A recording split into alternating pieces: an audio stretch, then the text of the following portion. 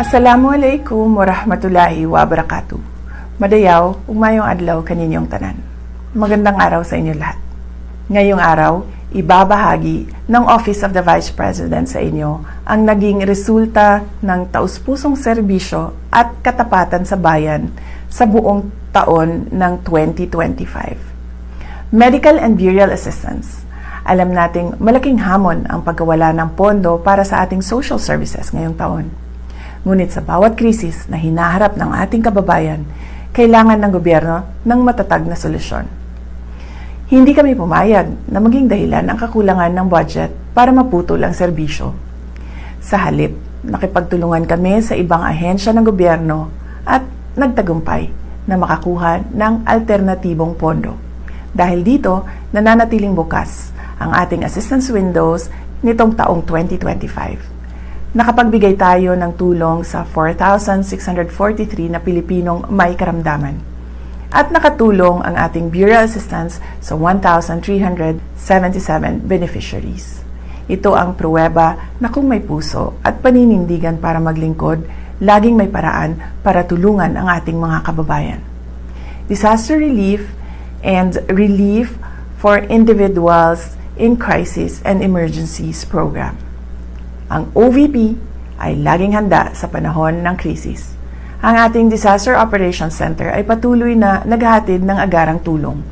Sa kabuuan, umabot sa 73,054 na pamilyang Pilipino na naapektuhan ng kalamidad ang ating natulungan. Kabilang dito ang 9,129 na pamilyang nakatanggap ng donated items. As part of our rapid response to the 6.9 magnitude earthquake in Cebu, and the Mount Canlaon eruption, OVP distributed 2,514 bags of 25 kilo rice. Kamakailan, personal kong pinangasiwaan ang relief operations sa Negros Occidental at Cebu para sa mga pamilyang sinalanta ng magkasunod na bagyong Tino at Uwan. Hindi rin natin kinalimutan ang ating mga bayaning frontliners at rescuers. Ang Kalusugan Food Truck ay nakapagpakain ng 1,866 na volunteers, rescuers at frontliners.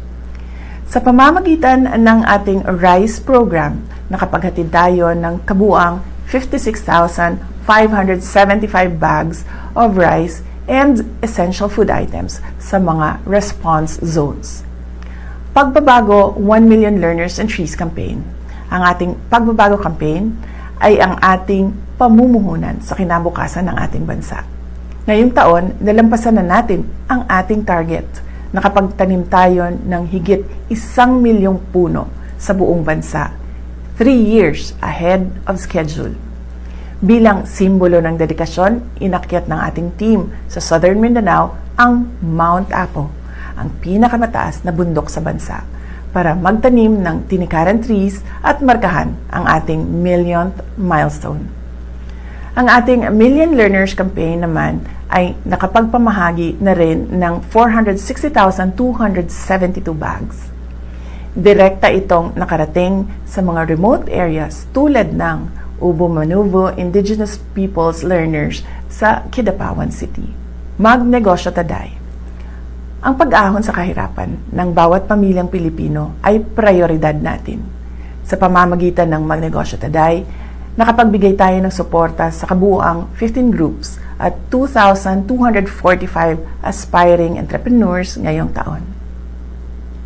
Libreng Sakay Program.